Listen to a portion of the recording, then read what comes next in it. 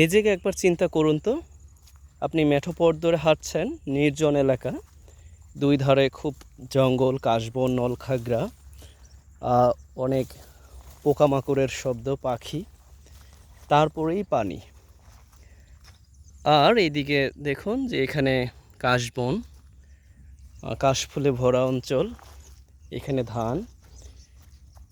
এইরকম পথ ধরে হাঁটছেন, হয়তো অনেকের জীবনের সাথে স্মৃতিময় কিছু মুহূর্ত আছে।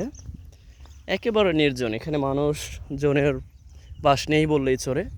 এই পুরো এলাকায় এখানে প্রায় অনেক বড় একটা এলাকা, কিন্তু মানুষের বসবাস খুবই কম। একমাত্র ওই যে গ্রাম আছে প্রায় 1/2 কিলোমিটার বা বলা যায় যে 800-900 মিটার দূরে বসত বাড়ি। আর এই দিকে আছে 500-600 মিটার দূরে বাড়ি।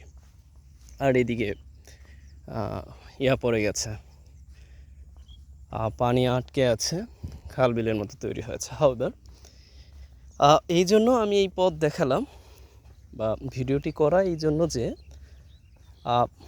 We feel natural beauty when we walking on the way. এখানে বলা যায় আইসোলেটেড একটা এরিয়া, নির্জন। আমি মাঝে মধ্যেই এলাকা দিয়ে দেখুন এখানে পানি প্রবাহিত হচ্ছে, ঠিক ওই জায়গা থেকে আসতেছে, এইখানে যাচ্ছে। একটু লক্ষ্য কর, অনেক সুন্দর, একেবারে স্বচ্ছ পানি, বোঝাই যাচ্ছে না যে এখানে পানি প্রবাহিত হচ্ছে। এইটা আমাকে পাড়ি দিতে হচ্ছে। আমি ঠিক ওই গ্রামেই যাব। আমি বলা যায় আমার বাসা থেকে আমি হেঁটেছি প্রায় 25 মিনিটের মতো, আমাকে আরও 20 মিনিটের মতো হাঁটতে হবে। তারপর আমি পাবো হচ্ছে আমার বলা যায় স্টেশন, কাছের স্টেশন, মানে কি স্টেশন বলতে বাস স্ট্যান্ড অথবা যেটাকে বলা হচ্ছে গাড়ি পাবো। এছাড়া আমাকে আর গাড়ি পাওয়ার কোনো সুযোগ নেই, আমাকে হেঁটেই যেতে হবে।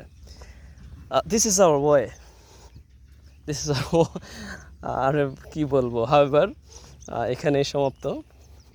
ভালো থাকুন। কতটা একটু বলি যে কতটা আঁকা বাঁকা।